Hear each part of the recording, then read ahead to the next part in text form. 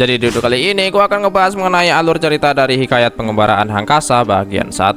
Oke, jadi langsung aja masuk ke dalam videonya. 100 tahun yang lalu, terlihat angkasa muda yang lagi istirahat sambil minum air. Nah, ternyata dia udah 2 hari berjalan di hutan. Yang dia lihat hanya pepohonan. Sepertinya angkasa ini tersesat, cuy.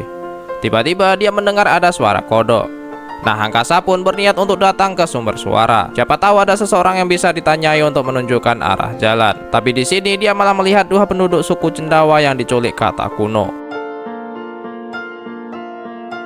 Nah, angkasa pun menyuruh mereka untuk berhenti, lalu menanyakan arah jalan karena dia tersesat. Tapi 2 suku Cendawa itu malah teriak minta tolong ke angkasa. Nah, melihat angkasa yang ingin menolong penduduk Cendawa, kata kuno pun langsung memerintahkan anak buahnya untuk menghabisi angkasa. Tapi angkasa nggak tinggal diam. Dia langsung mengeluarkan keris kristal. Tapi ukuran kerisnya kecil banget, cuy. Dia aja sampai heran kenapa kerisnya kecil. Tapi ya walaupun kecil, angkasa tetap memberi perlawanan ke mereka.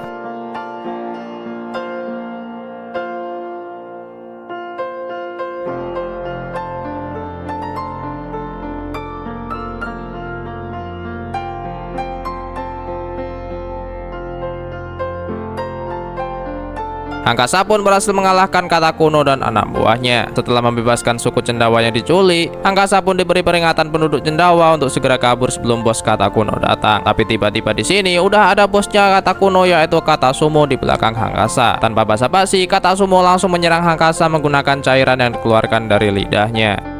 Nah, angkasa pun terkena cairan tersebut dan badannya tiba-tiba gak bisa bergerak lagi. Nah, waktu angkasa akan diserang oleh kata sumo, tiba-tiba muncul pria bertopeng dan dia langsung menghantam kata sumo.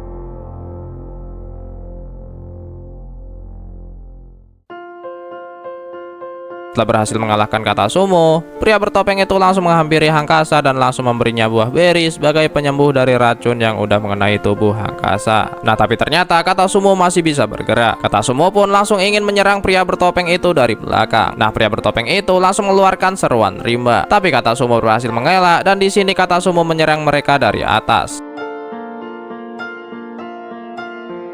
Nah, tak tinggal diam, angkasa pun membantu pria bertopeng melawan kata sumo. Mereka pun akhirnya berhasil melumpuhkan kata sumo, sehingga dia gak bisa bergerak lagi. Nah, setelah itu pria bertopeng menanyakan siapa identitas angkasa, karena angkasa udah berani masuk ke kawasannya. Nah, tiba-tiba di sini ada orang yang memanggil pria bertopeng itu dengan sebutan tuanku.